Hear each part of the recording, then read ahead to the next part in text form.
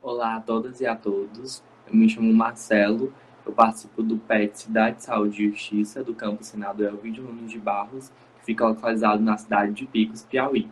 Eu vou estar apresentando o trabalho Oficinas de Leitura em Escolas Públicas, Despertar Literário e Motivação Educacional para Crianças e Jovens no Sertão Piauiense.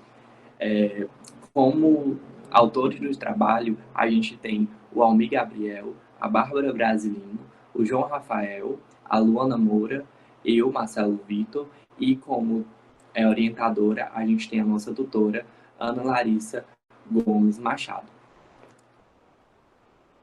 Para dar início à nossa apresentação, é válido ressaltar que o desenvolvimento e efetivação de atividades referentes ao chamado tripé universitário se fazem de extrema importância para a construção e o conhecimento interdisciplinar entre os participantes de grupos, tais como constituídos pelo PET. Ao longo da nossos anos de desenvolvimento de extensões no PET, a gente reconhece a importância da extensão como algo para levar conhecimento não só dentro dos muros da academia, mas como transmutar esses conhecimentos para fora dos muros da academia, para a sociedade em si. Objetificou-se relatar a importância da atividade de extensão como uma forma de troca de conhecimentos entre nós do PET, enquanto público acadêmicos, e sociedade, enquanto os alunos da escola pública. O nosso grupo PET Cidade, Saúde e Justiça, ele tem abrangência interdisciplinar e foi fundado no ano de 2010, ou seja, esse ano a gente completa 10 anos de fundação do PET no campus de Picos. E ele conta com 12 integrantes, dentre eles sendo bolsistas e voluntários, envolvendo 4 cursos: a administração, a nutrição, a história e a enfermagem. Passando para o trabalho, a gente teve como metodologia, o trabalho vai tratar sobre esse estudo descritivo, do tipo de relato de experiência das atividades de extensão ocorridas nas escolas públicas da cidade de Picos, cidade onde é localizado o nosso campus, e através de reuniões de planejamento entre petianos, foram discutidos os cronogramas e as atividades que iam ser repassadas nessas escolas públicas. A gente teve 3 etapas para a construção dessa extensão. A primeira etapa foi a reunião com a gestão da escola escolhida, ou seja, a gente propôs uma reunião entre os gestores da escola para decidirmos qual era a sala que estava mais necessitando dessa extensão, qual eram as carências que apresentavam a escola e os alunos que iam receber essa extensão. Para que foi importante? Porque a partir desse reconhecimento, a gente pôde mapear a extensão para ela ficar de forma mais completa possível, para a gente não gerar conteúdos e os alunos não se reconhecessem conforme a extensão fosse acontecendo. O nosso objetivo era, sobretudo, ajudar a quebrar alguma barreira que tivesse acontecendo em semanais com nós, petianos, para construir essas atividades, onde a gente delimitou onde cada dia de extensão, qual eram os textos que iam ser escolhidos, qual eram as dinâmicas que iam ser abordadas e qual eram os eixos centrais daquele dia de extensão. E, por fim, a gente teve já as extensões que serviram como rodas de leitura, diálogos e discussões de textos. Durante os 3 dias de extensão, a gente teve divisão de textos e dinâmicas. No primeiro dia, a gente buscou trazer as letras do alfabeto que eles mais estavam com dificuldades, trazendo novas palavras, trazendo textos, trazendo comidas, animais que estavam em seu dia a dia e que eles pudessem associar a palavra, no caso a letra, perdão, aquelas palavras, aqueles animais e aqueles objetos. No segundo dia, a gente já trouxe textos que incluíam essas letras e a gente a, já fez aquela a leitura de forma conjunta, onde eles puderam tirar as dúvidas e falar sobre as suas principais dificuldades. Já no terceiro dia, a gente fez um ditado de palavras, contendo as palavras que foram usadas nos textos, as palavras que continham aquelas iniciais das letras, que eles não uma maior desenvoltura e principalmente leveza dos alunos ao usar e ao tratar aquelas palavras em seus textos e em seus diálogos. Passando para os resultados e discussão, a nossa extensão aconteceu em outubro de 2019 e foi implementada em uma escola pública, como já mencionado anteriormente. A gente utilizou como base o método chamado Pedagogia do Oprimido, que foi desenvolvido por Paulo Freire, que ajuda a quebrar essa barreira entre discentes e docentes que estão acostumados com essa relação de educação bancária, ou seja, aquela relação onde dentro da sala de aula o professor apenas coloca conteúdo e os alunos de forma passiva absorvem o conteúdo. O nosso objetivo era, sobretudo, tirar essa barreira entre professor e aluno para trazer dinâmicas e textos que integrassem, que juntassem esses dois campos, fazendo com que as aulas fossem mais diversas, mais animadas e que, assim, podendo assim, os alunos desenvolverem mais interesse pela leitura e mais interesse até mesmo pelo seu dia a dia através das aulas.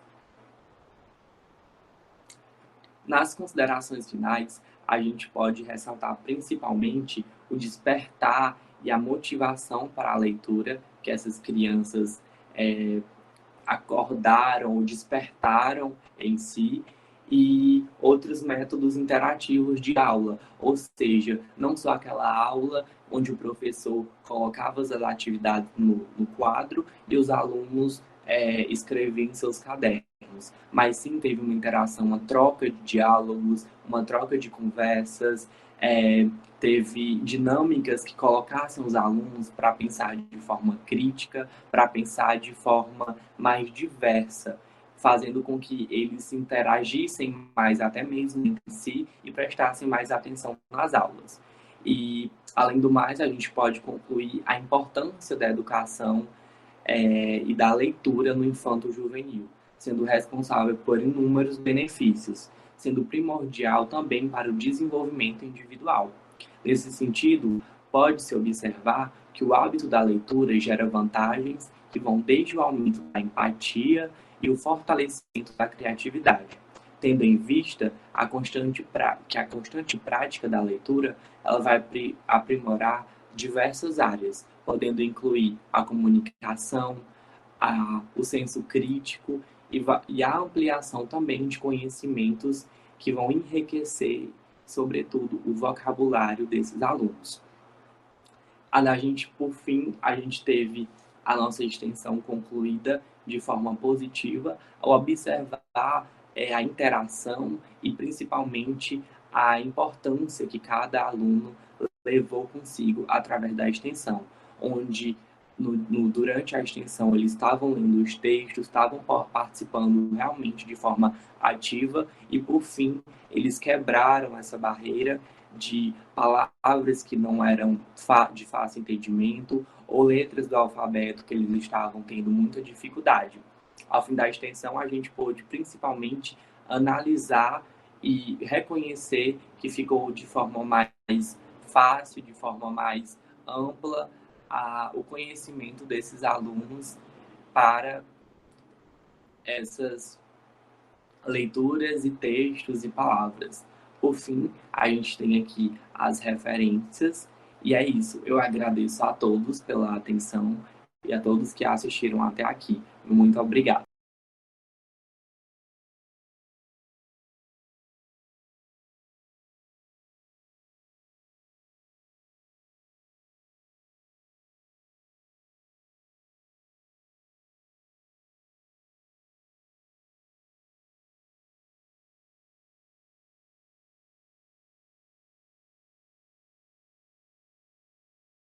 Olá, saudações petianas. Eu sou Lisiane Souza, sou do PET UFRB Recôncavo em Conexão, da Universidade Federal do Recôncavo da Bahia, e vou apresentar para vocês o nosso trabalho intitulado Narrativas de Histórias de Vida como Mecanismo de Representatividade para os Estudantes de Escolas Públicas. Este trabalho tem como autoria minha e das minhas colegas, Tayane Almeida Souza e Franciele Conceição Souza. Quando submetemos ele, tínhamos a tutoria da professora doutora Luísa Olívia Lacerda Ramos. Hoje, o nosso PET tem como tutor o professor doutor Neilton Silva. O PET UFRB e Recôncavo Conexão enfatiza em seu planejamento, dentre outras atividades, as narrativas de histórias de vida, como um memorial desde o processo seletivo até as demais atividades do grupo. Então, o nosso PET ele tem como objetivo valorizar as histórias de estudantes, e essas histórias elas estão presentes desde o ingresso, né, do processo seletivo até outras atividades no decorrer do nosso planejamento. Repetência, falta de perspectiva de continuidade de estudos e a crença de que a universidade não é para todos são elementos que reafirmam o distanciamento da universidade e a escola. São pensamentos que são impostos para alguns estudantes de escolas públicas do ensino médio, que fazem com que se distanciem ainda mais do ingresso na universidade pública. E aí, com a necessidade de estabelecer uma conexão com a escola, surge a ideia da nossa atividade PET itinerante, o FRB e a escola em conexão. Primeiro, eu gostaria de falar para vocês que o nosso PET ele é interdisciplinar, a nossa universidade é multicamp, e o nosso PET ele está dividido em 3 cidades do recôncavo da Bahia, que são as cidades de Cruz das Almas, Cachoeira e Santo Amaro. Pensando na realidade onde estamos inseridas, surge a ideia de nos dividirmos e fazer visitas em 4 cidades do recôncavo da Bahia, em escolas diferentes destas cidades. Visitamos escolas nas cidades de Cruz das Almas, Muritiba, São Félix e Santo Amaro. No primeiro momento, apresentamos a nossa universidade, os cursos ofertados por ela, os auxílios disponíveis para a permanência, os programas de pesquisa, monitorias e o programa de educação tutorial. E também apresentamos as formas de ingressos nestes programas.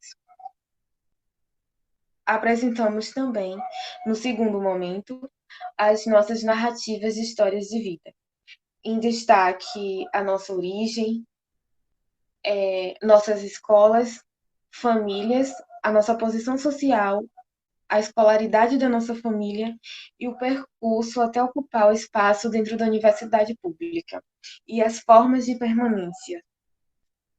No terceiro momento, surge o diálogo com os jovens, onde a gente perguntou quem faria o Enem, quem pretendia ingressar na universidade, se sabiam como ingressar, quais os cursos pretendiam fazer e quais as perspectivas e expectativas para o futuro. Como resultado, temos 13 turmas alcançadas em 5 escolas públicas de 4 cidades diferentes. Interesses ao ingresso no ensino superior, com destaque maior para alguns cursos, onde eles responderam os cursos que tinham mais desejo, né, como primeira opção, e também falaram sobre as perspectivas, expectativas para o futuro e as nossas histórias que fizeram conexões com as histórias desses estudantes, onde muitas vezes alguns diziam: olha, eu me senti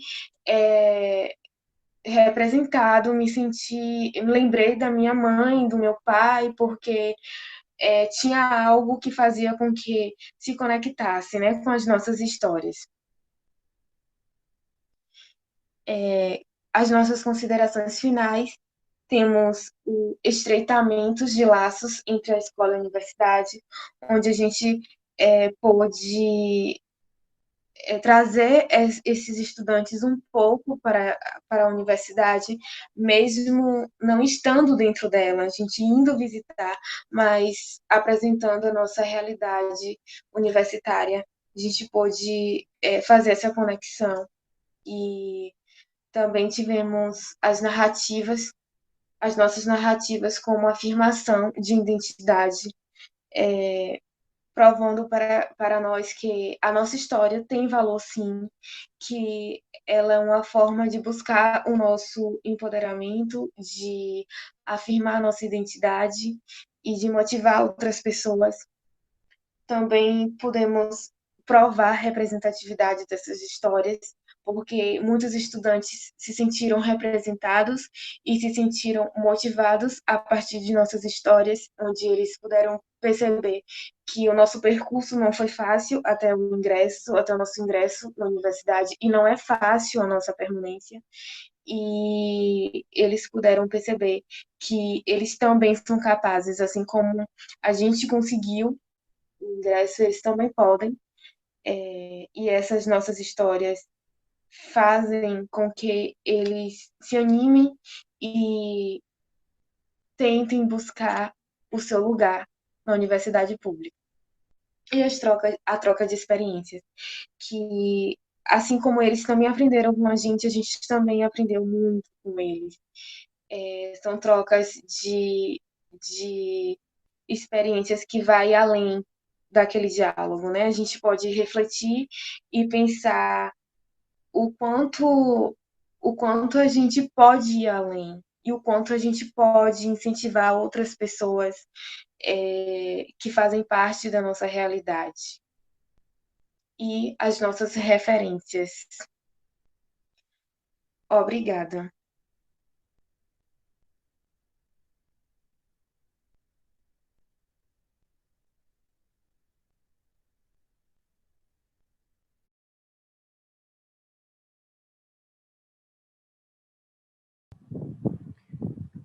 Olá a todos, hoje iremos apresentar o nosso trabalho aqui no evento do ENEPET. Eu me chamo Daniel Santos, eu sou aluno egresso do PET Geografia do Campus Natal da UFRN e junto com a Jéssica, aluna efetiva do programa, iremos apresentar o nosso trabalho que se intitula O Trilha Geográfica como meio de compreensão da pluralidade do Centro Histórico de Natal no Rio Grande do Norte.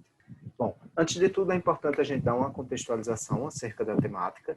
A cidade de Natal ela possui desde o ano 2010 oficialmente um centro histórico instituído pelo Instituto do Patrimônio Histórico e Artístico Nacional, o IPHAN, que delimitou, a partir de critérios arquitetônicos, urbanísticos e paisagísticos, o centro histórico entre dois bairros da cidade de Natal, na Zona Leste, que é os bairros de Cidade Alta e Ribeira. Esse centro histórico é constituído de 44 locais e empreendimentos que juntos permitem que observamos e compreendemos a formação, ocupação e ordenamento da cidade de Natal. Para além disso, é importante a gente fazer uma contextualização também de como anda esse centro histórico. Nos últimos 10 anos, provavelmente, ele vem sofrendo uma desvalorização, não só da população, mas principalmente uma desvalorização pública, com falta de investimentos, de acessibilidade nas áreas, enfim. Sendo que nos últimos 2 anos, por parte da gestão municipal, alguns pontos do centro histórico vêm sofrendo um processo de revitalização, ou seja, alguns pontos são inseridos no roteiro do circuito turístico, cultural da cidade. Ou seja, acabam aumentando o fluxo de pessoas em alguns pontos do centro histórico de Natal, fazendo com que pessoas conheçam e redescubram esses locais. Pode passar. O PET Geografia, da UFRN, ele, entre suas atividades anuais, ele possui o Trilhas Geográficas, que é uma atividade de extensão que visa unir tanto a teoria quanto a prática em atividades de campo. Para isso, a atividade do Trilha Geográfica tem por base um dos objetivos do MOB, né, do Manual de Orientações Básicas, que é justamente promover atividades extracurriculares que visem a formação ampla dos discentes, além de contribuir e estimular a melhoria do ensino na graduação nas universidades. Dessa forma, esse trabalho ele teve por objetivo compreender a importância que o Trilha Geográfica assume para o conhecimento e o redescobrimento do centro histórico na cidade de Natal. Para isso, sempre dialogando com os objetivos do MOB, que regem a filosofia do PET, de intercalar atividades de ensino, pesquisa e extensão, permitindo uma formação não apenas acadêmica dos discentes, mas uma formação humanizada, né, e bastante crítica da realidade social fora dos muros da universidade. Pode passar. Para isso, a gente adotou uma metodologia que readaptou a nossa atividade, o Trilha Geográfica, a um perfil de baixo custo. Devido a questões financeiras da universidade, não obtivemos acesso a ônibus, então tivemos que readaptar a atividade para que ela pudesse ser realizada. E para que a atividade fosse conduzida, foi necessário a ajuda de professores externos ao campus natal da UFRN, que foram professores das áreas de Geografia e de História, que auxiliaram o percurso e a realização desse trajeto a pé pelo circuito histórico aqui na cidade. Esse circuito foi realizado no dia 26 de setembro de 2019, entre o período de 2 horas e 5 horas, começando no bairro de Cidade Alta e terminando no bairro da Ribeira. Bom, pessoal, como o Daniel falou, né, o Trilhas, ele iniciou-se a partir da Cidade Alta e depois a gente seguiu até a Ribeira. Sendo que esse circuito histórico de Natal, ele é um circuito muito maior, certo? Ele é um circuito mais completo. Então, a gente teve que adaptar ao nosso horário, né? E acabou que o circuito foi realizado à tarde com as professoras Aristotelina Pereira, Maiara Silva e Márcia Oliveira, todas da Escola Agrícola de Jundiaí, né? E na intenção de tentar trazer um pouco para o pessoal, né? Tentar apresentar um pouco para o pessoal sobre a cidade, né? Sobre a cidade de Natal e todo o seu processo inicial. Ter essa visão interdisciplinar, né? Da geografia e da história. E isso foi muito interessante, né? Porque ele acabou nos proporcionando essa grande troca de conhecimentos e experiências. E resultado disto, acabou nos permitindo também uma visão integradora do processo, né, de formação histórica e espacial. Como vocês podem observar nessa imagem, nós temos a Igreja de Santo Antônio, também conhecida como a Igreja do Galo, certo? Que está localizada em Cidade Alta. Foi a partir dela que a gente iniciou a nossa trilha, digamos assim, né? Pois, como dito anteriormente, a gente teve que adaptar essa atividade, né? Pois ela era realizada normalmente em um município mais próximo e tudo mais, que desse para realizar uma trilha com o meio ambiente, algo mais natural. E aí a gente teve a ideia de trazer justamente a trilha para dentro da cidade, né? Que aí a gente acabou abordando essa questão, assim, da trilha mais sobre conhecimento, né? Porque tem muita gente que não tem muito conhecimento sobre a própria cidade de Natal. Então, foi uma oportunidade para essas pessoas, até mesmo para elas entenderem que a cidade tem essa importância, né? Tanto a Cidade Alta quanto a Ribeira. Então, as professoras de geografia, elas acabaram buscando relacionar as mudanças mais recentes, né, sobre a revitalização e a sua importância para a proteção daquele lugar memorável. Nessa imagem, nós temos o Beco da Lama, né, que por um bom tempo não era bem visto e tudo mais, e aí com a revitalização foram aplicadas novas artes, foi atualizada, digamos assim, né, e funciona com bares à noite e música ao vivo. E isso é muito legal porque acaba trazendo mais pessoas, né? Acaba trazendo outras pessoas de outros bairros que são mais visitados atualmente para o bairro que antes já estava sendo, digamos assim, esquecido, né? Que já estava sendo degradado devido ao tempo e tudo mais. Então, essa revitalização foi fundamental. E ter esse conhecimento, né, sobre a atualização, digamos assim, do Beco da Lama, forneceu uma oportunidade de visitar mais vezes, né, esse local. E além de agregar valor. Além disso, os petianos, né, e a comunidade externa, né, pois houve participação de pessoas de outros cursos na UFRN, gostaram e acharam essa atividade muito interessante, tanto que elas questionaram se essa atividade ela iria se repetir nos próximos anos, para que outras pessoas pudessem também ter a oportunidade de conhecer, né, a cidade. Então, essa atividade ela acaba sendo caracterizada como uma atividade de extensão, né, dialogando com diferentes objetivos de manual de orientações básicas, proporcionando experiências múltiplas, além do contato com a realidade local e uma visão crítica. Fora isso, também demonstrou grande importância, não apenas acadêmica, mas também social, de redescobrimento desse espaço e entendimento dos seus significados, uma vez que o centro histórico ele vive um momento de desvalorização a abandono em Natal. Então, foi de fundamental importância a gente realizar essa visita, né, e tentar saber um pouco mais sobre a nossa cidade, até porque é fundamental a gente ter essa presença, né? Então, eu acredito que foi muito boa mesmo. As professoras adoraram também, sabe? Enfim, aqui nós temos as referências, né, que foi utilizada para o trabalho inteiro. E eu só gostaria de agradecer, né, a todos vocês por terem nos acompanhado aqui. E é isto. Muito obrigado.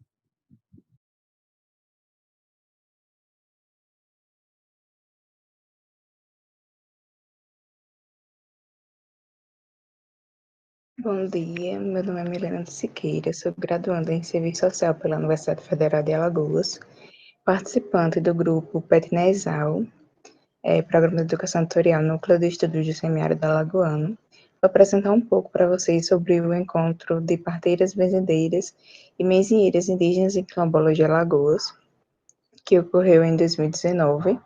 Primeiramente, eu vou apresentar a vocês o PETNESAL, seguidamente a comunidade e após eu vou falar um pouco sobre como foi o evento.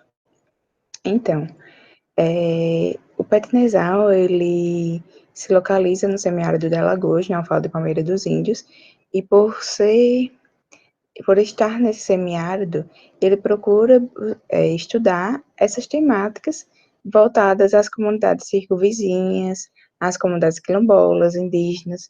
Então, está sempre contando com isso. Ele conta com a presença dos cursos de Serviço Social e Psicologia da Universidade Federal de Alagoas, da UFAL de Palmeira dos Índios, e com isso ele desenvolve diversas atividades de extensão, eventos, basicamente voltados para essas temáticas. A comunidade a qual ocorreu o evento foi a aldeia Chucurucariri, que fica localizada em Palmeira dos Índios, Alagoas, de Mata da Cafurna, possui uma unidade básica de saúde e uma escola de ensino fundamental 1.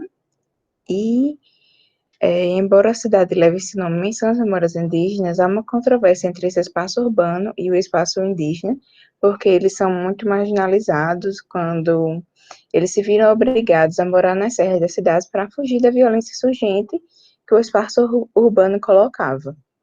Então, eles vivem cotidianamente, convivem com a deslegitimação de suas terras, essa falta de política de assistência social, de trabalho, educação, saúde, entre outros. Então, vivem com um pouco de dificuldade quanto ao descaso, né, existente. Então, em novembro de 2019, ocorreu esse encontro com a proposta de deslocar, né, de práticas de saberes hegemônicos e aproximar-se das comunidades tradicionais e seus saberes, propondo mesmo esse enraizamento de conhecimentos demarcados territorialmente que o programa sempre propõe por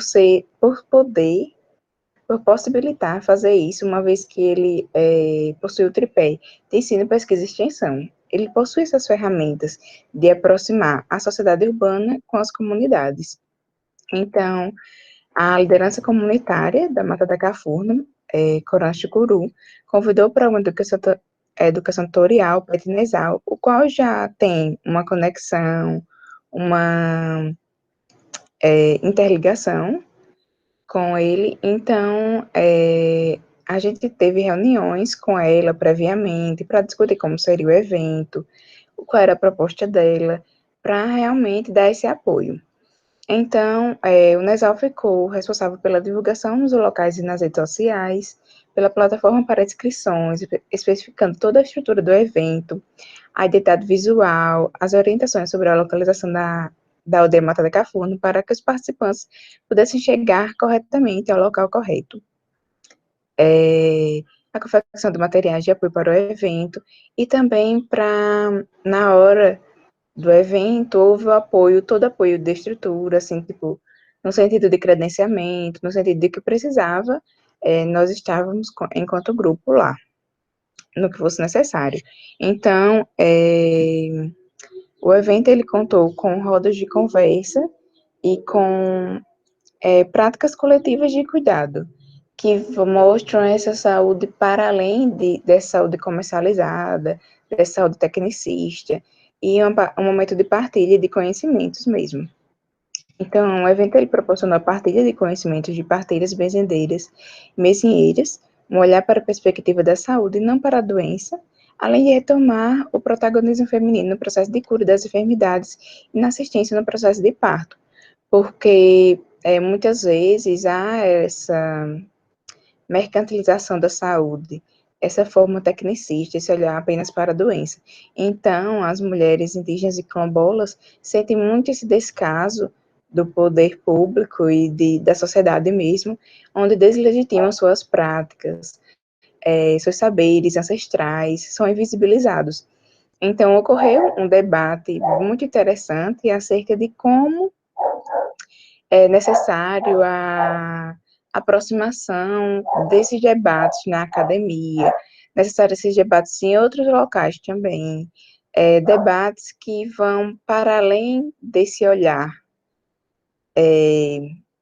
hegemônico, mas que vão esse olhar do processo da desmarginalização, descriminalização dessas mulheres, dessas práticas, porque muitas vezes as mulheres sentem a necessidade de que haja uma política de saúde, profissionais que tenham esse conhecimento acerca de suas histórias, acerca de sua comunidade, para que elas se sintam mais pertencentes mesmo e protegidas quanto ao processo de parto, quanto a todo esse cuidado. Então, o Petnesal pôde participar quanto a isso, e aqui algumas imagens de como foi o evento, das práticas de cuidado. Então, o encontro de parteiras brasileiras e mesinheiras foi um momento não só de formação, no que diz respeito aos saberes comunitários, mas também de partilha, vivência, e principalmente de conduzir esses novos olhares dos que ali estavam para o novo conceito de saúde, como eu coloquei anteriormente, vai para além, e que o Petnesal, ele procura sempre estar aproximando e fortalecendo esses vínculos com as comunidades, que ele vê como importante. É importante a necessidade desse programa nessas comunidades e dessa conexão, dessa troca de saberes, que também eles trazem importantíssimos debates para a comunidade acadêmica, que muitas vezes não são vistos. Então, é muito necessário isso, essa aproximação desse novo olhar, desse novo espaço, um espaço de construção crítica mesmo. Aqui foi algumas referências utilizadas na construção do texto, depois do evento, né? E obrigada pela atenção. Qualquer coisa, podem entrar em contato por e-mail.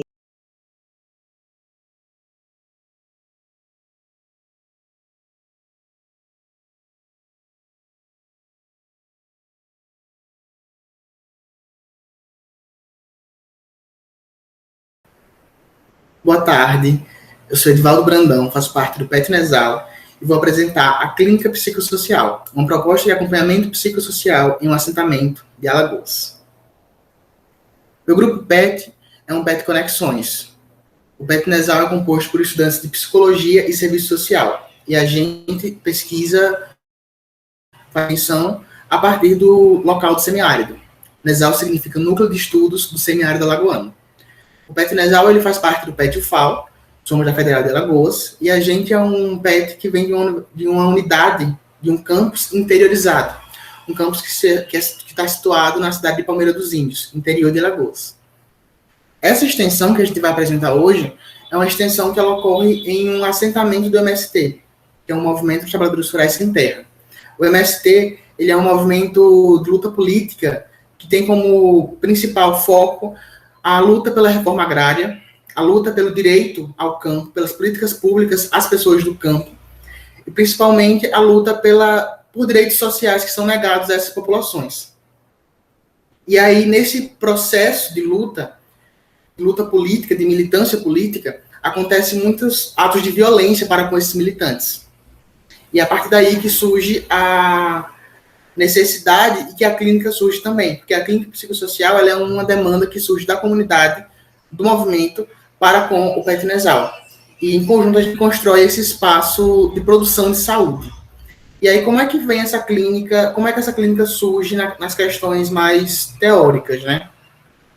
A clínica ela vem tendo base uma questão, vamos dizer assim, ela tem como base a ideia de clínica ampliada, que é uma clínica que não vai se restringir ao que a gente tem como clínica, vamos dizer assim, historicamente, que é aquela clínica de 4 paredes, aquela clínica individual. A clínica psicossocial ela vai surgir enquanto um projeto de clínica ampliada, um projeto de clínica que vai tratar do coletivo, de forma coletiva, e não com as pessoas separadamente.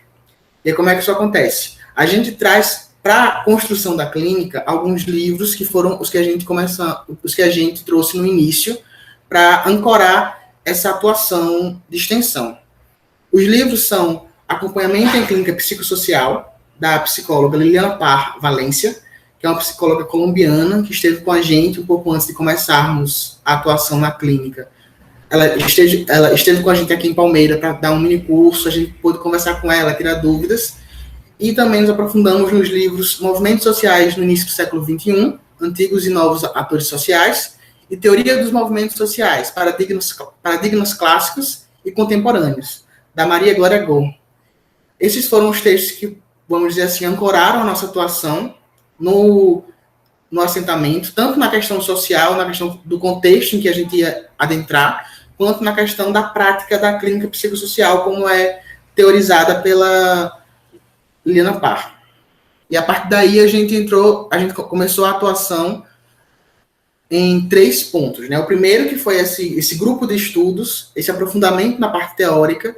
O segundo que é a investigação da comunidade, que foi esse adentrar o espaço, conhecer as pessoas, saber com quem a gente ia trabalhar, até porque a clínica ela não pode ser também com muita gente, existe um limite, existe uma média de pessoas, e aí a gente decidiu por fazer um recorte e trabalhar com os líderes, as lideranças, até porque, apesar de todos sofrerem com essa violência política, as lideranças sofrem mais porque elas estão em uma posição de liderança e porque elas estão na linha de frente. Então, essas lideranças, elas foram escolhidas, vamos dizer assim, elas se juntaram para participar desse momento, desse grupo, por causa disso, porque as questões vão atingir elas diferentemente da forma que atingem as pessoas que militam sem estar necessariamente em um cargo de liderança. Então, a gente foi delimitar e, finalmente, fomos para os encontros grupais, que foram os encontros que a gente fez, vamos dizer assim, colocou oficialmente a clínica em andamento, que é quando acontece a questão da fala, a questão da escuta, a questão de colocar isso em prática mesmo. As questões que a gente vai trazer hoje são os primeiros encontros, que são os encontros, vamos dizer assim, os principais e talvez os mais importantes, porque são os encontros que vão, vamos dizer assim, criar esse vínculo entre os petianos e os militantes do MST. No primeiro encontro, a gente trabalhou em subgrupos. A gente se dividiu para que a gente pudesse conversar em grupos menores e, a partir daí, levantar algumas demandas que seriam usadas nos próximos encontros. E aí surgiram demandas a respeito de segurança, a respeito de lazer, a respeito de várias questões que iam atingindo essas pessoas separadamente, porque quando se trata de um movimento social, o coletivo é uma questão que surge bastante. Coisas que parecem ser pessoais, mas que a gente percebe que vai se encontrar um com o outro e vai formar esse coletivo. Então, esse primeiro encontro foi para isso, para a gente poder conhecer essas pessoas mais de perto, poder levantar essas demandas. O segundo encontro, a gente propôs uma apresentação dos petianos e do PET para os militantes. Então, a gente pôde se apresentar enquanto, vamos dizer assim, a gente pôde se apresentar e apresentar também o PET, como a gente se organiza, como é na universidade, o que a gente pesquisa e tudo mais. No terceiro encontro foi o contrário. Os militantes apresentaram para a gente como é que funciona o movimento, como eles chegaram, por que eles estão ali, e assim por diante. Então, esses encontros eles foram importantes para que a gente pudesse criar esse vínculo, para que a gente pudesse criar esse espaço não só de conversa, mas um espaço de confiança, um espaço que a gente possa realmente colocar em prática o que a gente vem trazendo da teoria lá de trás. E aí, o que acontece? Nesse espaço, a gente já percebe que surgem algumas questões e algumas demandas que são demandas da clínica, demanda de sofrimento psíquico, são demandas de mal-estar. A gente percebeu que como a gente trabalha com lideranças, o que surgiu bastante foi a questão da solidão que essas pessoas sentem por estarem nesse cargo. Muitas vezes, por estar em cargo de liderança, eles são deixados de lado, entre aspas, e acabam tendo que lidar com muita coisa sozinho, porque a liderança ela vai perpassar por isso. E aí a gente percebe que nessa conversa, durante nossos encontros, as falas elas vão se encontrando bastante. Então, o que uma pessoa fala, a outra se identifica. E é nesse processo, como a própria Liliana Parra vai apontar, nesse processo de reconhecimento na fala do outro, é que vai ocorrer esse processo sanador, como a própria autora disse. Que é um processo de você falar, de você se ouvir, de você ouvir o outro. Todo esse processo ele vai ser um processo de produção de saúde, que é o que acontece nesse ambiente da clínica psicossocial, que é o que a gente propõe enquanto um grupo. E aí a gente vem para a questão final, que é a questão de quê? O que é que gera nesse processo para além da saúde? Como a gente viu, a saúde ela vai surgir a partir do coletivo. Então, quando a gente entra nesse âmbito, quando a gente realiza esses encontros, muitas vezes as pessoas que estavam se sentindo muito, vamos dizer assim, se sentiam até então, esse problema é só meu. Então, elas começam a perceber que esse problema não é dela, esse problema é coletivo. Esse coletivo que aparece muitas vezes no movimento social passa a aparecer também nesse espaço. E a partir desse coletivo vão surgir afetos, vão surgir essas questões, reflexões que vão mostrar que eles não estão ali, vamos dizer assim, lidando com aquilo sozinhos. Que por mais que eles sejam lideranças, eles também fazem parte daquele todo. Então aquele todo também precisa ser visto enquanto um espaço de cuidado, de ajuda, de compartilhamento. Esse é a grande chave do processo de clínica psicossocial. É trazer essa clínica ampliada, é fazer esse processo de produção de saúde e, por fim, e eu diria que o mais importante, reacender esse lugar e estreitar esses laços, para que a gente possa fazer daquele espaço um espaço de produção de saúde. Nós fizemos alguns encontros para além desses, mas esse ano a gente não está fazendo mais por causa das questões da pandemia. Porém, a gente pretende continuar quando voltarmos à normalidade, né? Quando a gente voltar para as coisas mais presenciais. E no mais é isso. Essa é a nossa atividade de extensão e a gente agradece pela atenção. Essas são nossas referências. E muito obrigado.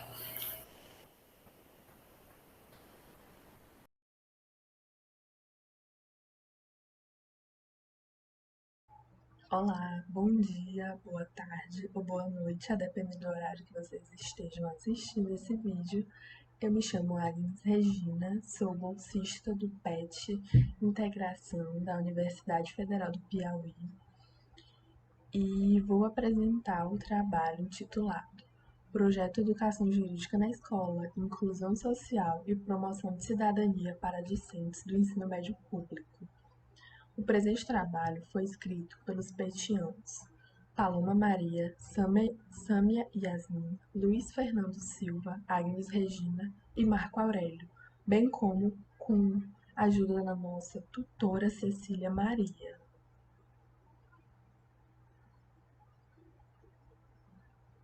O PET Integração é uma ação integrada em educação, cidadania e inclusão social. Nisso se insere o nosso projeto de extensão, intitulado Educação Jurídica na Escola, que já vem há vários anos sendo executado pelo PET Integração, e tem como público-alvo os estudantes do ensino médio de uma escola pública de Teresina. Assim, o presente trabalho é um relato de experiência da implementação desse projeto. Diante da constatação da falta de conhecimento por parte das comunidades sobre direitos e deveres básicos presentes na nossa Constituição ou na nossa legislação, somada à estrutura curricular deficitária existente na grande parte das escolas públicas, no nosso caso, escolas públicas do ensino médio, acarretam uma ausência de uma formação crítica e participativa desses jovens.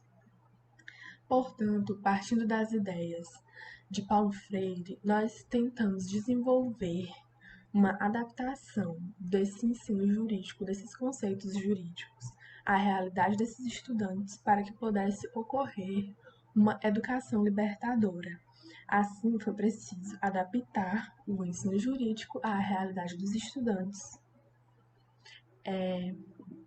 Um dos objetivos desse trabalho é apresentar a experiência dessa inserção transversal do conhecimento jurídico aos estudantes que ainda estão no ensino médio, especialmente no colégio público, com o intuito de promover a cidadania e a inclusão social desses estudantes por meio do conhecimento dessas legislações, especialmente da Constituição, e também unindo essa promoção da cidadania e a promoção do conhecimento com uma preparação desse público para os vestibulares, especialmente para a preparação para o ensino, o Exame Nacional do Ensino Médio, o Enem, especificamente temas relacionados à redação, temas que pudessem ser cobrados à redação.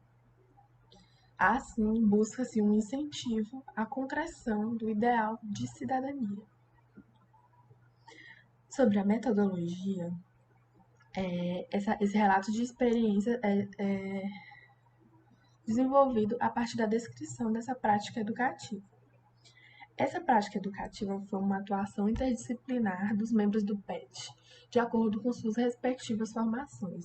É importante destacar que o PET Integração ele pode ter membros dos cursos de Direito, Serviço Social, Pedagogia, Nutrição e Ciência da Computação, todos da Universidade Federal do Piauí. Entretanto, em 2019, só tínhamos componentes dos cursos de Direito, Serviço Social e Nutrição.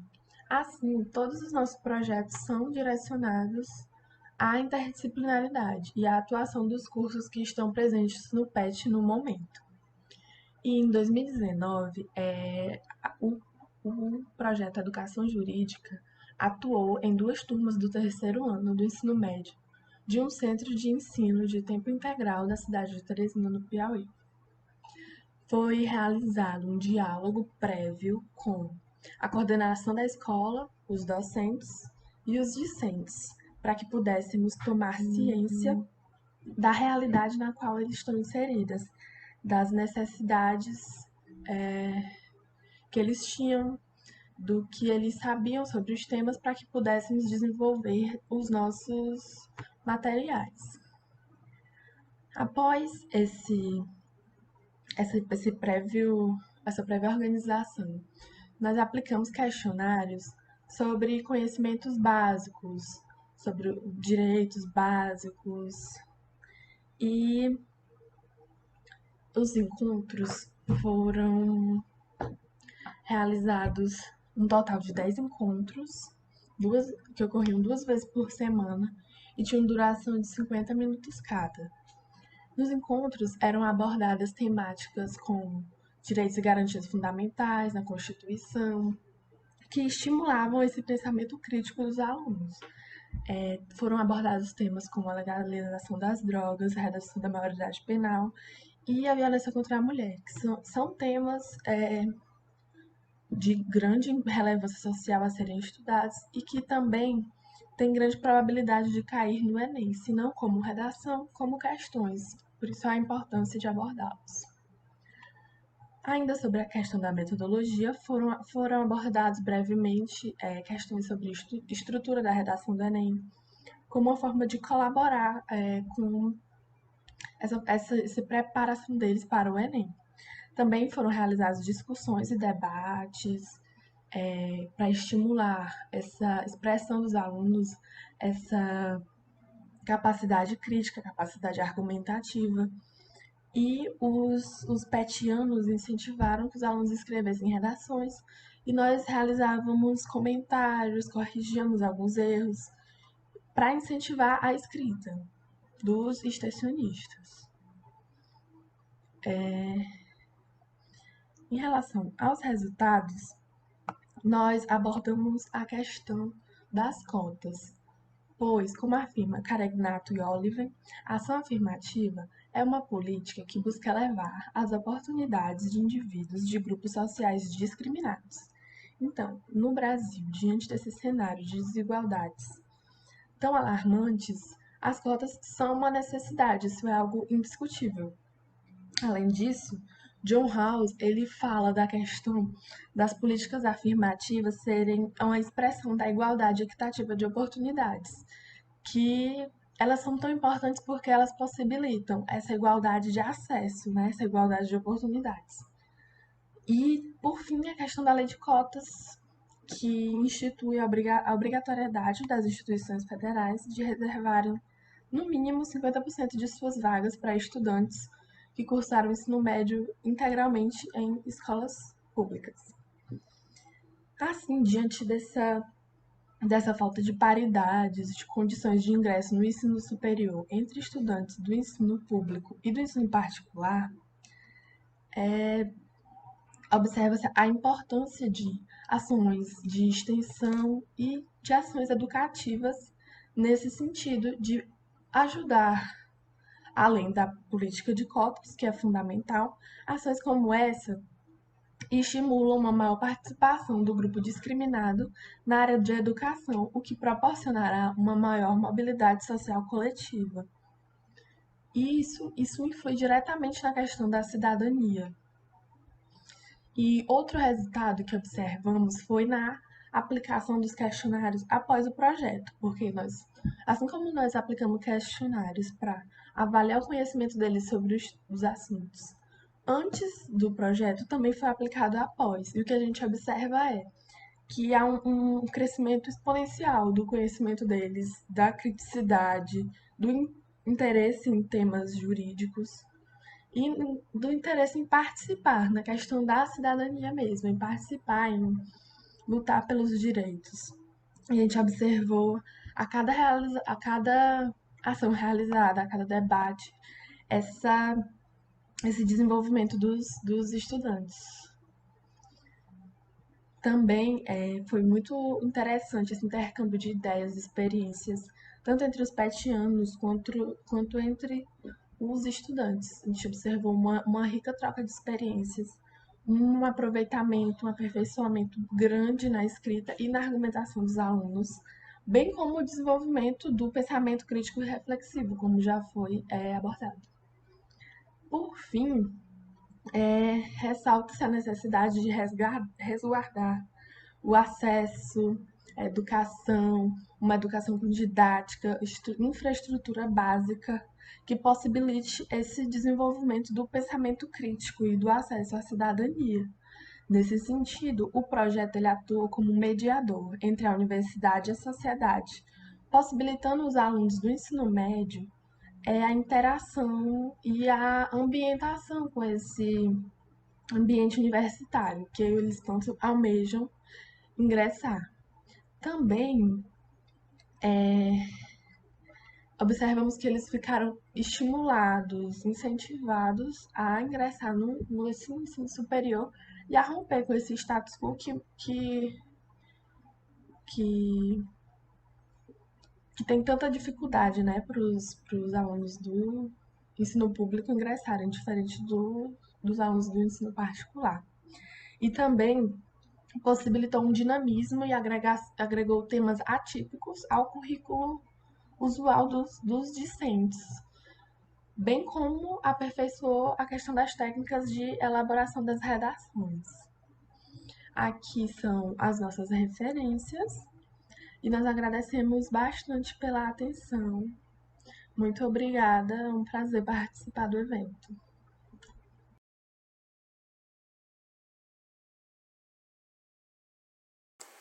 Olá, meu nome é Fabiana Alves Moreira de Barros, eu sou bolsista do PET Conexões de Saberes, Acesso e Permanência de Jovens de Origem Popular à Universidade, Diálogo Comunidade e Universidade, na Universidade Federal da Paraíba, sob a tutoria da professora doutora Suelídia Maria Calaça.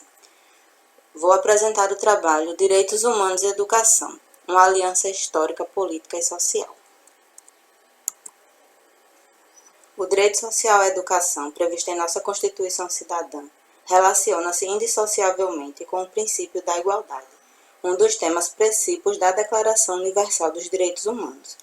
Porém, devemos reconhecer que, mesmo após largas reformas na situação educacional de nosso país, ainda hoje a proposta de uma educação pública e de qualidade para as pessoas de origem popular soa dissonante com a própria noção de justiça social.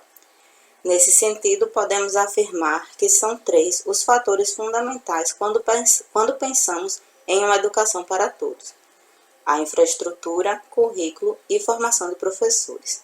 Pensando dessa forma, o PET Conexões de Saberes desenvolveu no ano de 2019 um conjunto de ações que reafirmaram a necessidade de políticas públicas voltadas para os eixos supracitados. O primeiro é o curso pré-universitário PET Conexões de Saberes, que além de contribuir para a formação docente, trabalhou o acesso de jovens e adultos de origem popular ao ensino superior, ao qual eu própria fui aluna no ano de 2017, e onde nós, bolsistas e voluntários, atuamos como professores nas mais diversas áreas da licenciatura. E a segunda é a extensão intitulada Formação de Professores na EJA, em que se discutiu currículo, metodologias e práticas na educação de jovens e adultos. A metodologia que nós utilizamos nesse trabalho valeu-se da revisão bibliográfica de documentos oficiais e diretrizes da educação, como a Constituição Federal Cidadã e a Lei de Diretrizes e Bases da Educação, bem como da reflexão pautada nas experiências vivenciadas no PET Conexões de Saberes, Acesso e Permanência de Jovens de Origem Popular à Universidade, Diálogos Universidade e Comunidade, que vem atuando na Universidade Federal da Paraíba desde 2010.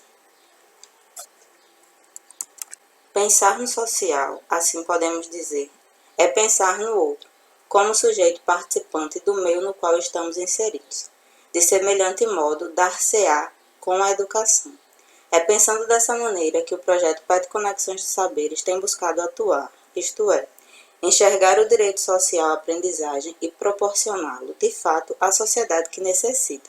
Desse modo, consideramos a educação como fator principal para a transformação, bem como o reconhecimento de um ensino integrador.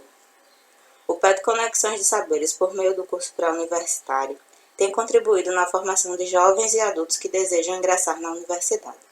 O projeto também tem sido o pilar para alunos de graduação das mais diversas licenciaturas, uma vez que, através do cursinho, nós, graduandos, temos a oportunidade de atuar como profissionais da educação e garantir a nossa permanência no ensino superior.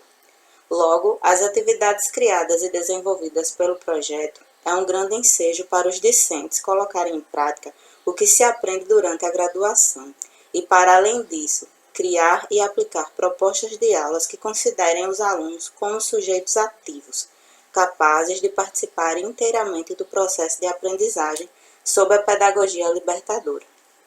Dentre as diversas questões que envolvem o planejamento para o curso pré-universitário, uma delas é levar em consideração as expectativas dos cursistas. Sabemos que a maioria deles vem em busca de treino para o Enem, mas também de um local de socialização e aprendizagem coletiva. Indagamos-nos sobre o que e como esses sujeitos estão aprendendo, e como levar em conta suas características, especificidades, alinhando princípios da educação popular e da educação de jovens e adultos. Para tanto, ressaltamos a prática docente aliada ao saber teórico como uma união indissolúvel, que, sobretudo, necessita do olhar concentrado do sujeito educando sob a perspectiva de uma educação integradora e significativa. Os textos sobre a educação de jovens e adultos e educação popular, que foram discutidos no grupo de estudo do PET durante o ano, foram as principais influências para a atuação dos professores no curso pré-universitário. Compreendendo que o fato de ensinar vai muito além de apenas transferir conhecimentos, nos esforçamos em criar possibilidades para construir um conhecimento conjunto, sendo o diálogo e a interdisciplinaridade a ponte entre nós. Concluímos que colocar-se no lugar do outro, respeitando os saberes culturais e sociais de cada indivíduo, é a principal tarefa do educador popular.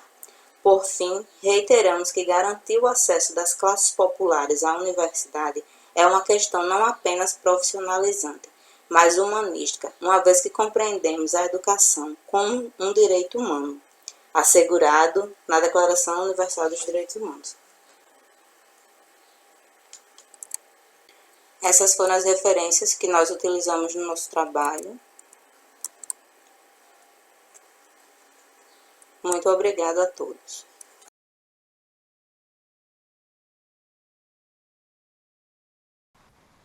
Olá, pessoal. Eu me chamo Emerson Brito, sou aluno do curso de Administração e membro do PET Administração da Universidade Federal de Campina Grande.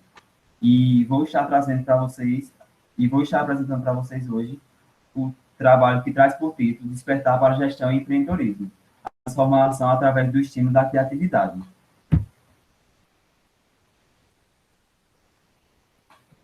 A gestão, assim como o empreendedorismo, estão presentes em todas as áreas do conhecimento, mas, com exceção dos alunos de administração, é relativamente comum a falta de interesse por esses conteúdos. Mas quais seriam os fatores que contribuem para a falta de interesse da temática por parte dos discentes? Muitas vezes, por imaturidade dos discentes, eles não compreendem a relevância do tema para suas vidas profissionais. Por isso, quando eles tinham contato com esses temas, ainda na academia, eles acabam não dando a devida relevância. E o que seria gestão e o que seria o empreendedorismo? A gestão, de acordo com o dicionário financeiro, é uma das áreas das ciências humanas que busca fazer com que as organizações atinjam os seus objetivos com os recursos que dispõem. Isto é, ela tem um objetivo, tem os seus recursos, sejam eles financeiros, monetários, de pessoal, e eles têm que alcançar o seu objetivo com isso que elas têm disponível, ou seja, alcançar o objetivo de forma eficiente. E o empreendedorismo, de acordo com o Ângelo 2003, pode ser definido como a criação de valor para as pessoas e organizações com o intuito de efetivar uma ideia através da criatividade, de uma transformação e o desejo de enfrentar o que podemos chamar de risco. De forma bem resumida, o que Ângelo traz para a gente, o empreendedorismo seria a implementação de um novo negócio.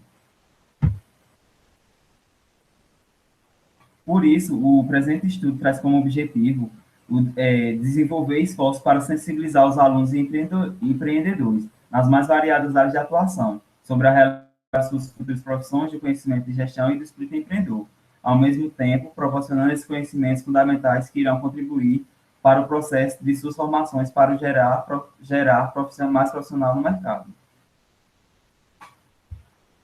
Com relação à justificativa, nós trazemos mais sobre uma conscientização, ou seja, o projeto se justifica pelo fato de tentar combater as lacunas de imaturidade referentes à falta de relevância dada pelos discentes ao tema do empreendedorismo e da gestão, como já citado anteriormente.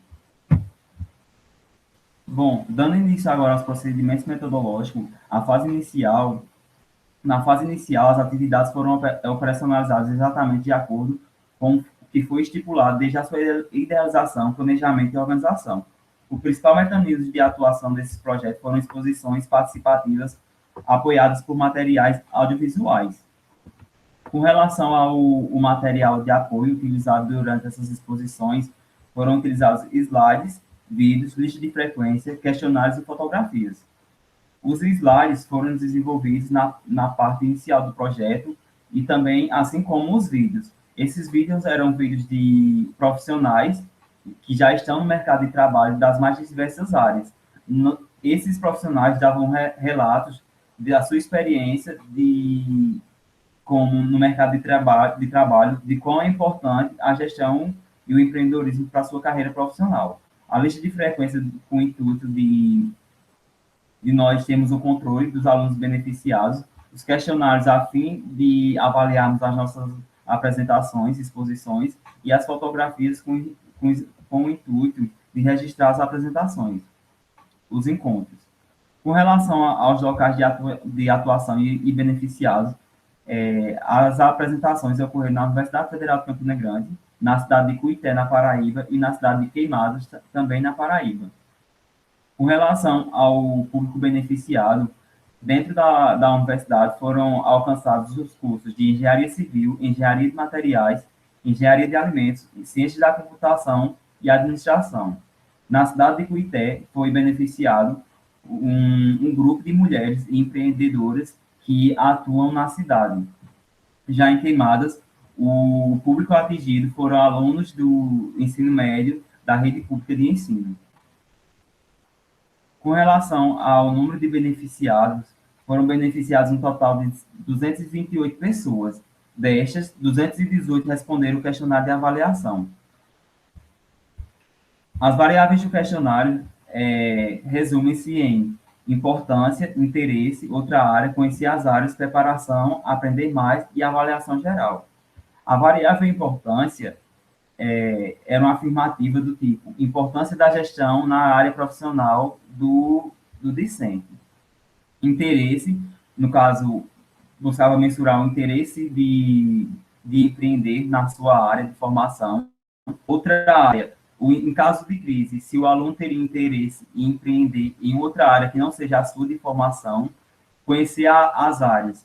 No caso, seria importância de se conhecer as áreas de atuação da empresa, preparação, o grau de interesse em aprender mais sobre gestão e empreendedorismo, e avaliação geral, que seria uma avaliação geral da palestra.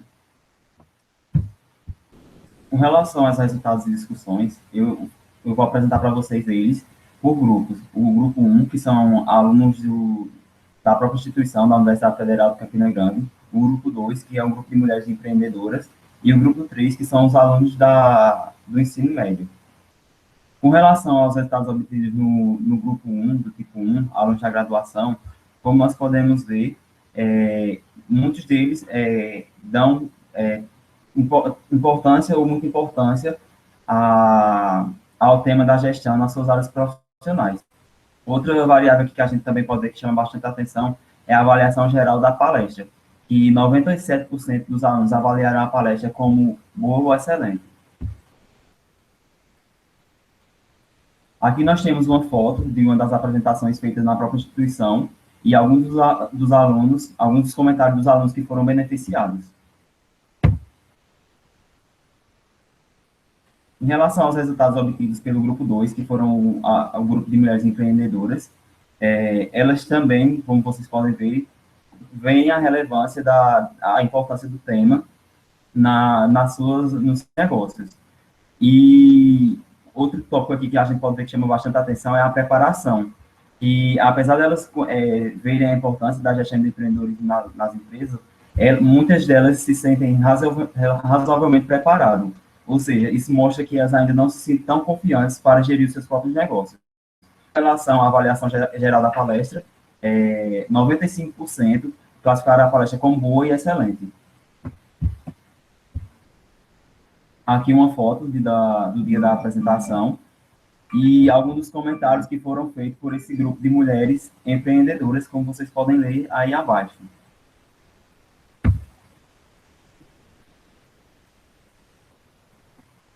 Com relação aos resultados obtidos pelo tipo 3, que foram alunos do ensino médio de uma rede pública de ensino, os resultados alcançados mostram aí, por exemplo, a questão do aprender mais, que o grau de interesse desses alunos em aprender mais sobre essas temáticas a maioria se classificou como que tem interesse. Com relação à avaliação geral da palestra, 96% classificaram a palestra como boa e excelente. Aqui nós podemos ver uma das fotos de uma dessas apresentações e alguns comentários feitos pelos alunos. Aqui a gente trouxe para vocês a perspectiva geral dos beneficiados, das variáveis que eram em comum, porque, como vocês podem ver, a questão da avaliação geral da palestra, 95% do público beneficiado alcançado classificou as apresentações, exposições de PET como boa ou excelente. Por fim, com relação às considerações finais, nós podemos ver que as contribuições do projeto foram bastante significativas para todos os grupos atingidos. Para o grupo de empreendedoras informais, pois sem essa ação do PET, elas provavelmente não teriam tido contato com assuntos de gestão e empreendedorismo. Para os estudantes que foram beneficiados, que puderam ter um despertar maior uma atenção maior para a importância da gestão e empreendedorismo, e também para os membros da equipe do PET Administração, por terem aprendido mais sobre as temáticas e terem repassado esse conhecimento para o público atingido. Com relação às contribuições gerais, a gente pode ver que a gente teve, sim, uma contribuição social bastante significativa, porque a gente conseguiu atingir um público de quase 250 pessoas, e a gente pode ver que isso é realmente bastante significativo para a sociedade. Por fim, os autores do bolsista do Programa de Educação Tutorial agradecem ao Ministério da Educação, Secretaria de Educação Superior, por todo o apoio recebido. As referências, e muito obrigado.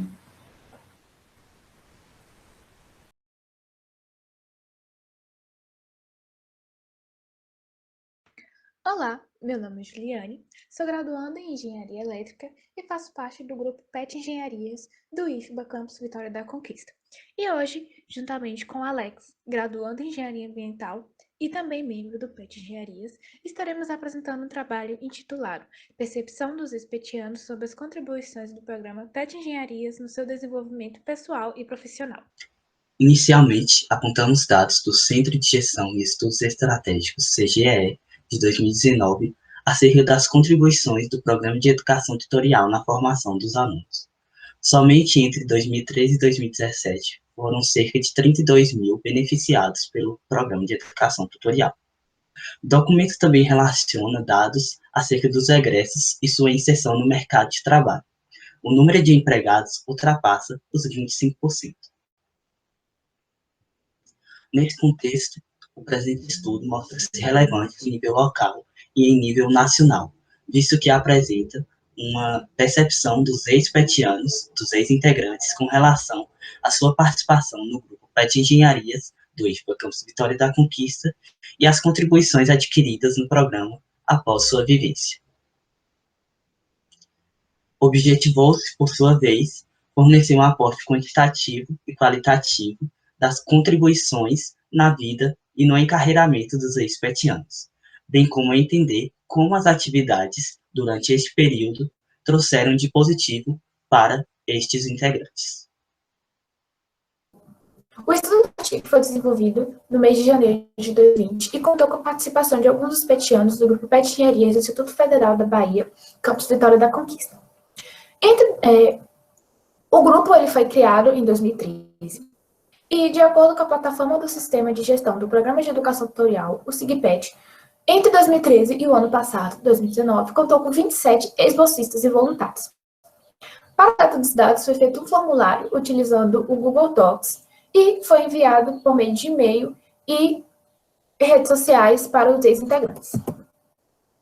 Obteve um alcance de 20 pessoas, correspondendo a 74% do total de petianos egressos, dando um alto grau de confiabilidade à pesquisa. E, inicialmente, foi feita a triagem do público, considerando sexo, curso de graduação, semestre de ingresso no programa, vínculo e tempo de permanência. Foi possível perceber que a maioria do perfil dos petianos egressos fazem parte do grupo de engenharia elétrica e são mulheres. Quanto ao semestre que ingressou no PET, concentram-se entre e o quarto mês, mostrando que há um interesse maior pelas pessoas que estão logo no início dos cursos, no grupo. E quanto ao vínculo de ex-petiano, 60% falam que faziam parte do grupo como bolsistas.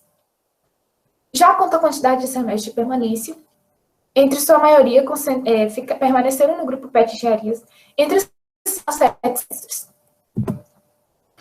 Quanto às contribuições que a vivência no PET proporcionou, 90% afirmaram que houve uma contribuição no desenvolvimento do trabalho em grupo, seguido de 80% que afirmaram que foi a participação em eventos, ou seja, passaram a participar de mais eventos, seguido de 70%, que afirmaram que ocorreu melhoria na oratória e também no espírito de liderança. Os entrevistados também afirmaram habilidades pessoais e profissionais que foram desenvolvidas durante o tempo de permanência no grupo, das quais se destacam comunicação, responsabilidade, com um grau de excelência, seguidos de escrita, trabalho em grupo e espírito de liderança com um grau de um bom desenvolvimento. Quanto à parte do tripé que rege o PET, o que mais influenciou na carreira profissional dos ex-petianos foi a pesquisa, que contou com 55% de afirmações, seguidos de 50% do ensino e, por fim, a extensão com 35%. De acordo com 35% dos entrevistados, as chances de você ser escolhido em uma seleção aumentam quando você informa que fez parte do grupo PET. E essa aumentam somente por conta do acréscimo do currículo, mas também por conta de toda a articulação que foi adquirida durante o tempo que permaneceu dentro do grupo. Como, por exemplo, a oratória, que é bastante útil em entrevistas, o trabalho em grupo, que foi desenvolvido, que é bastante útil em dinâmicas de grupo, além da postura e etc. Considerando os objetivos estabelecidos pelo artigo 2º da Portaria de número 976/2010, desenvolver atividades acadêmicas em padrões de qualidade, de excelência e de natureza coletiva e interdisciplinar, contribuir para a formação acadêmica dos petianos e estimular a formação de profissionais e docentes de elevada qualificação. 100% dos entrevistados afirmaram que tais objetivos e expectativas foram atendidos pelo programa. 45% dos entrevistados afirmaram que recomendariam o programa com nota 10, seguido de 40% que recomendariam com nota 9, e, por fim, 15% afirmaram que recomendariam o programa a outra pessoa com nota 8. Quanto às contribuições que fazer parte do PET trouxe na carreira dos egressos, 85% afirmaram que foi a participação em eventos que trouxe uma contribuição maior, seguido de 80% com visitas técnicas e 75% com administração e participação de cursos e minicursos. Quanto ao perfil de um petiano, os egressos afirmam que as características essenciais de um petiano são proatividade, trabalho em grupo e responsabilidade. É necessário ser proativo, não esperar somente que o outro faça ou mande você fazer. É necessário saber trabalhar e lidar com as diferenças que um grupo oferece. E é necessário que você seja também responsável, até para cumprir prazos, fazer as atividades de forma bem feita e etc. Quanto ao motivo pela saída do programa, 55% afirmaram que saíram somente por conta da conclusão do curso, seguido de 20% que afirmaram que saíram por conta de estágio ou de algum projeto bolsa.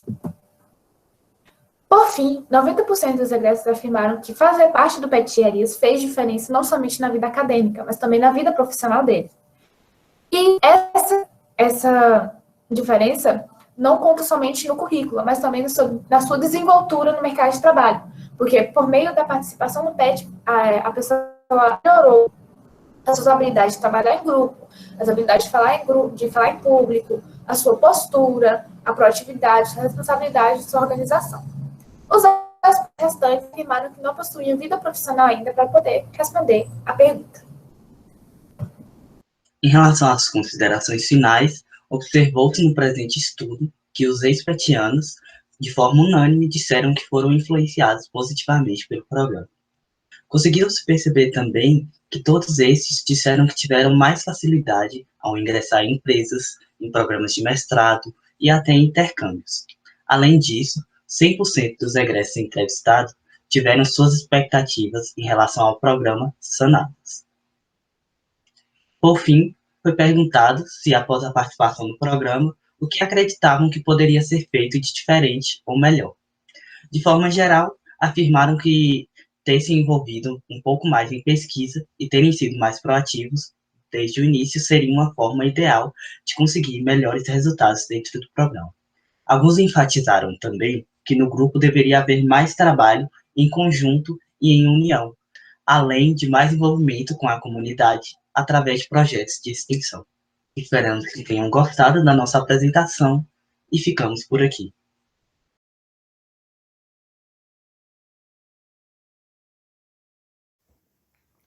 Olá, eu me chamo Highlander Artres, sou aluno e membro do PET Infoinclusão, que se encontra na Universidade Federal de Pernambuco, no campus CAA, e junto comigo está Nestor Henrique, e nós vamos apresentar o trabalho que tem como tema o cinema como forma alternativa de ensino, experiências com cine e PET Pedagogia. E junto conosco também quem escreveu o trabalho foi Ana Carla, Rayane Maria, Amanda Rodrigues, Yasmin Tabosa, Maria Iris, Milena Sintra, Sávio Palino e Thaís Freita. Okay. O que é o CinePet Pedagogia? Então, o CinePet foi um projeto desenvolvido pelo PET Infoinclusão que tem como objetivo trazer formas alternativas de ensino fazendo uso de recursos audiovisual. Então, filmes, documentário, minisséries, coisas do gênero, audiovisual. E proporcionar, assim, momentos de discussão, socialização, reflexão entre os discentes e os docentes da universidade. O CinePet era ministrado pela professora Ana Sartori e ele acontecia mensalmente na universidade e era aberto para toda a universidade. O objetivo: ampliar o conhecimento científico, aumentar a interação entre os alunos de pedagogia e design, que era cursos próximos ali, né?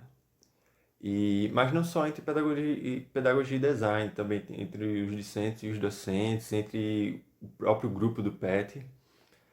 Integrar calouros, que era um momento, assim, ótimo para quem é calouro também. E aumentar o interesse na produção científica. A metodologia usada. Então, tinha a realização de encontros mensais, tendo como palestrante a professora Ana Rita Sartori, o uso de filmes e curtas-metragens com temas variados. A maioria dos filmes que foram passados tinha como tema a psicanálise, então em cima disso que eram criados os debates e as discussões. E roda de diálogos e debates. Olá, meu nome é Nestor, eu curso Pedagogia no CAA, na UFPE, Campus do Agreste. E agora trazendo as discussões e os resultados, os filmes que foram apresentados trouxeram temáticas de psicanálise. Eles são o Primeiro Aluno da Classe, de 2008, que é um filme que trata sobre síndrome de Tourette, que gera tiques involuntários nas pessoas, que podem ser tanto motores como vocais, e geralmente duram mais de um ano e começam na infância. O filme trata sobre o preconceito de um menino desde a infância com a síndrome de Tourette e como ele, adulto, se tornou um professor e se tornou o professor mais adorado da escola. O outro filme que a gente tem um bom destaque é A Nona Vida de Louis Drax, que trata sobre a síndrome de Munchausen, onde os pais simulam um problema que a criança tem alguma doença, só que essa doença é inexistente. Eles meio que forçam ela a acontecer ou dizem que ela está acontecendo sem ela estar lá. E com isso eles geralmente têm a intenção de chamar tanto a atenção para si mesmo ou a atenção para um cuidado da criança que ela acha que a criança precisa, quando a criança na verdade não precisa. Isso é considerado um abuso infantil.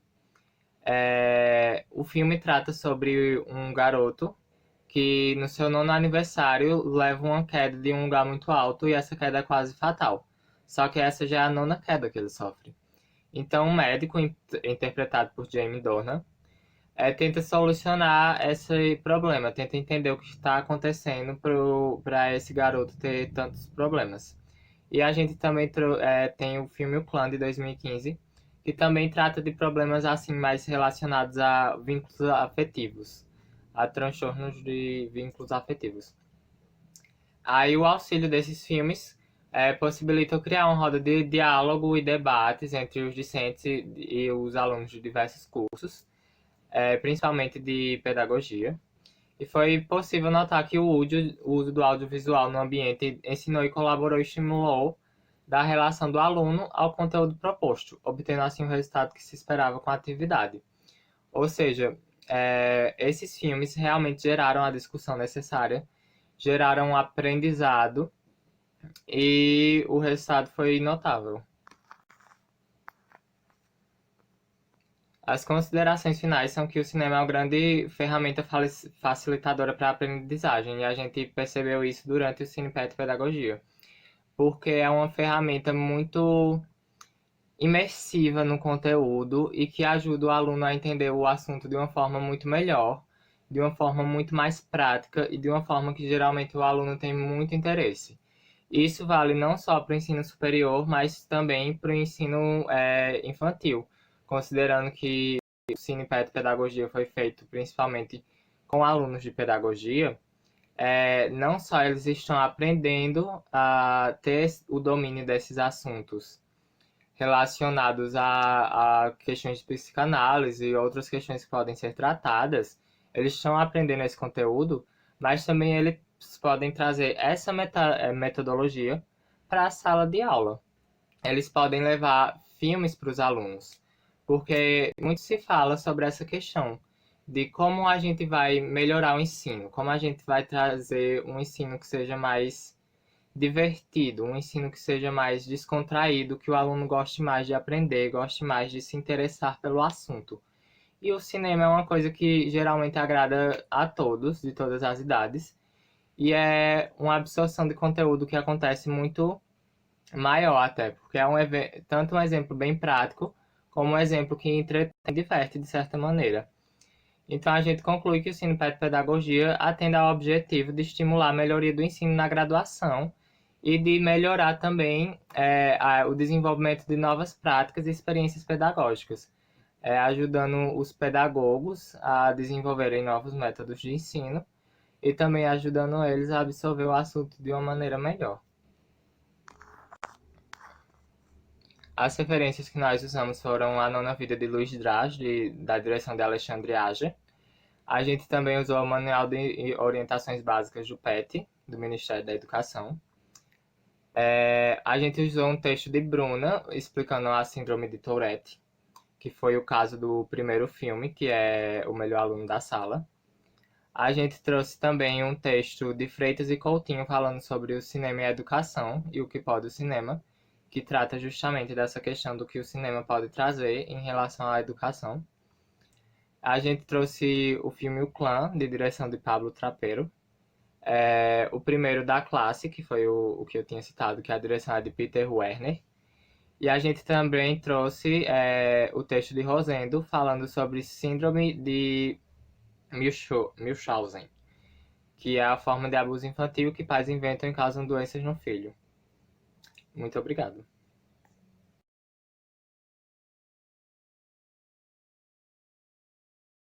Oi, eu sou Débora Oliveira e eu participo do programa de educação tutorial Conexões de Saber e Serviço Social. Oi, eu sou Sara Nobre. Juntas nós vamos apresentar o resumo sobre a Semana do Graduando em Serviço Social, narrativas para apreensão e debate dos desafios profissionais que construímos em junto com o nosso grupo PET. Contextualizando a profissão de assistente social, ela vai atuar sobre as reflexões da questão social, buscando garantir, ou seja, efetivar os direitos sociais dos cidadãos, que são saúde, educação, moradia, alimentação, lazer, entre outros. Nós temos o nosso Conselho Federal de Serviço Social, que é o Cefes, e também temos o Conselho Regional de Serviço Social, que é o CRES. Todos os anos, o Cefes, juntamente com o CRES, realizam uma campanha do Dia do Assistente Social no intuito de debater determinados temas que são importantes para a nossa profissão. O nosso grupo PET, a partir dessa campanha, promove anualmente a Semana do Graduando em Serviço Social, que é a nossa Segraço, que ocorre na Faculdade de Serviço Social da UFAL, em sintonia com essas temáticas das campanhas anuais. Na faculdade, é o único evento que ocorre em alusão ao Dia do Assistente Social, que é comemorado no dia 15 de maio. Essa nossa atividade já se tornou bastante tradicional no grupo, tendo em vista que ela é realizada desde o ano de 2013. Sobre a metodologia da atividade, ela é desenvolvida através de palestras, de apresentação de trabalhos, de grupos de discussão, de relatos de experiências de profissionais e também contamos com apresentações artístico-culturais. Além de convidar professores, a gente convida também profissionais já formados na área, para eles palestrarem para os nossos alunos da nossa faculdade. Acaba sendo um evento restrito, voltado apenas para os alunos da nossa faculdade de serviço social. Só reforçando o que a gente falou anteriormente, nossa atividade ela vai desenvolver temáticas ligadas ao tema central apresentado pelo Conjunto Cefes-CRES, na semana de comemoração ao Dia do Assistente Social. Sobre os resultados e discussão da atividade, como é uma atividade, como eu falei, que já é realizada há muito tempo, são 7 anos, contando com esse ano, já deu para a gente abordar diversos temas. Eu trouxe alguns para vocês, tendo em vista que não daria, né, para trazer todos, eu vou apresentar alguns. Nós já abordamos sobre a realidade profissional, que fala sobre os campos de atuação e precarização das condições de trabalho. Também falamos sobre a produção de trabalhos acadêmicos, sobre os 80 anos de serviço social no Brasil, assim como também já falamos sobre a violência, a criminalização e repressão das lutas sociais por parte do Estado. Nesse resumo em si, a gente decidiu dar destaque à campanha do ano passado, no ano de 2019, que tinha como tema: se cortam direitos, quem é preta e pobre sente primeiro, a gente enfrenta o racismo no cotidiano. Sendo assim, o tema da nossa Segraço foi violência e racismo na atualidade. Então, esses espaços se tornam muito importantes e essenciais para a gente, porque na nossa categoria nem sempre vai haver consensos em relação a algumas temáticas. Temáticas essas que também não vão sempre ser discutidas em sala de aula. Tendo em vista também que a nossa formação, a formação do graduando, não se resume à sala de aula. Então, esses debates que a gente proporciona, eles ajudam no aprofundamento dessas temáticas que são tão importantes para a profissão e também proporcionam a troca de conhecimentos entre alunos e profissionais formados. Dessa forma, os alunos também podem estar mais próximos da categoria profissional que eles vão atuar futuramente. Dando continuidade à fala da Sara, e trazendo esse resgate que ela fez, né, sobre as edições da Segraço, como de costume, na 7ª Segraço, a gente abordou um tema relacionado ao tema do Cefes, que anualmente eles desenvolvem, que foi Assistentes Sociais em Combate ao Racismo, e dentro deste tema nós abordamos a temática do serviço social em tempos de conservadorismo, abordando a violência e racismo na atualidade, racismo, mercado de trabalho e feminismo negro. Dentro desses temas que nós abordamos, nós tivemos a possibilidade de recapitular, junto com o público que estava nos assistindo, a história da população negra no Brasil. E levantamos, através disso, indagações, né? Possibilitou indagações ao público, como, por exemplo, por que os maiores índices de encarceramento, violência e desemprego por parte da população negra, inclusive de pobreza e extrema pobreza. A 7ª Segraço, ela também possibilitou uma reflexão sobre o que é ser negra no Brasil. Trouxe esse debate, né?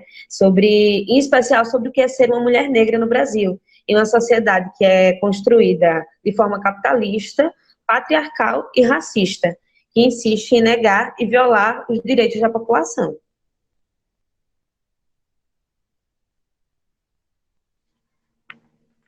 No âmbito da profissão de serviço social, a gente tem o Código de Ética Profissional do assistente social, que introduz a questão da não discriminação como um dos princípios fundamentais.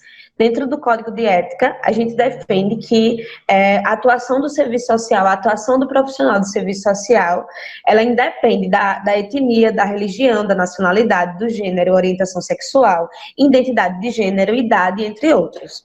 Ou seja, não deve haver discriminação por parte do profissional que está atendendo, e a gente luta dentro do nosso próprio Código de Ética para que não haja esse tipo de discriminação na sociedade.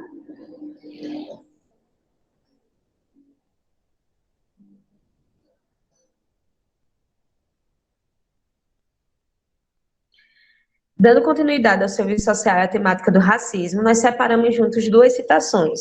A primeira é de Márcia Campos Eurico, que dentro do livro Questão Racial e Serviço Social, ela fala que a forma como a questão racial vem sendo tratada pelo Estado brasileiro provoca um abismo entre negras, negros e brancos, cujo acesso às políticas públicas ocorre de forma desigual. Ou seja, tendo em vista que no Brasil a população pobre, como eu citei, é majoritariamente negra e negros, e isso resulta nos locais de desfavorecimento dentro dessa própria população, onde negros e negras ocupam locais cada vez mais subalternos. E aí a outra citação foi de Almeida, que diz que o racismo é visto como uma irracionalidade em contraposição à racionalidade do Estado, manifestada na impessoalidade do poder e na técnica jurídica. E o que isso significa dizer?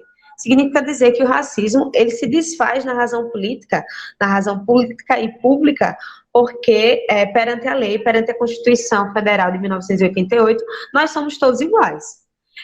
Em contraposição, em contrapartida, ela se refaz dentro das desigualdades propostas pelo sistema capitalista, né?